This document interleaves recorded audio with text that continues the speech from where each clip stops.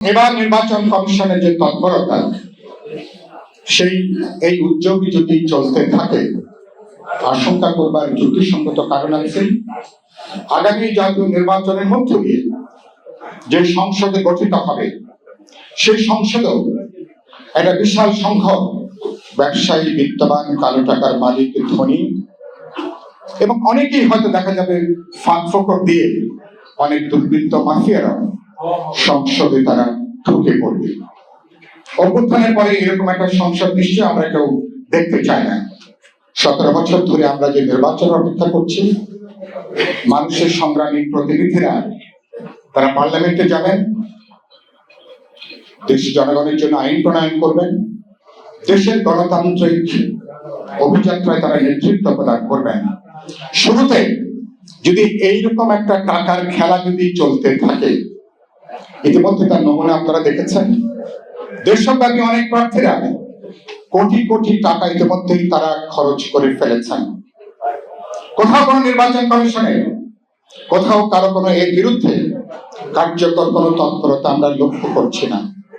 আগামী জাতীয় সংসদ নির্বাচনে কোন দল যদি মনে করেন তার জোটের কোনো মার্কা তারা নেবেন, কোনো প্রতীক তারা ব্যবহার করবেন, জনপ্রিয় কোনো মার্কা নেবেন, সেই সুযোগটাও তাদের জন্য থাকা উচিত।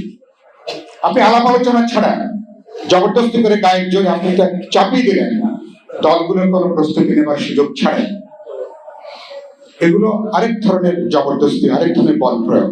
একজন যেখানে প্রার্থী সেখানে না, 300 আসনে না ভোটের বিধান থাকা উচিত। সরকারের থেকে উপদেষ্টারা ঘোষণা দিচ্ছেন তারা নির্বাচনে করবেন।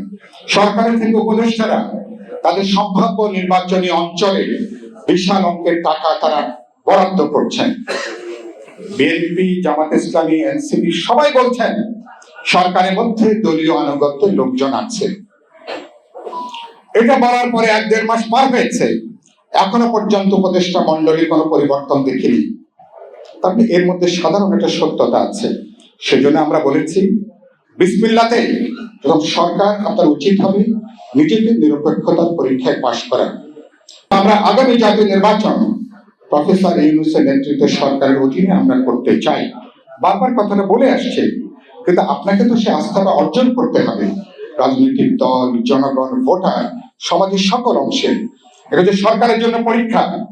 দেশব্যাপী যে ঘটনা, বাউল মুক্ত চিন্তার মানুষ, শত শত বছর ধরে আমাদের মানুষ যেটা অসাম্প্রদায়িক গণতান্ত্রিক চেতনা নিয়ে নানা ধর্মবিশ্বাসী মানুষ যেভাবে অসাধারণ সম্প্রীতির মধ্যে বসবাস করে এসছেন, অভ্যুত্থানের নাম করে প্রত্যেকে যার যার এজেন্ডা চাপিয়ে দেওয়ার জন্য আমার এই বহুত্ববাদী সমাজের আমাদের যে গৌরব, ঐতিহ্য, সম্প্রীতি, তাকে আজকে তারা রাজনৈতিক এজেন্ডায় পরিণত করে বিভক্তি, বিভাজন, হিংসা এটা তারা ছড়িয়ে দিচ্ছেন। ইউএফটি ফার্স্টের সাথে ট্রেড করুন যে কোনো জায়গা থেকে। ক্যাম্পাসে ক্লাসের ফাঁকে, ঢাকার জ্যামে বসে কিংবা ঘরে বসে, ট্রেডিং এখন হাতের মুঠোয়। তাই ট্রেড করুন যখন খুশি, যেখানে খুশি।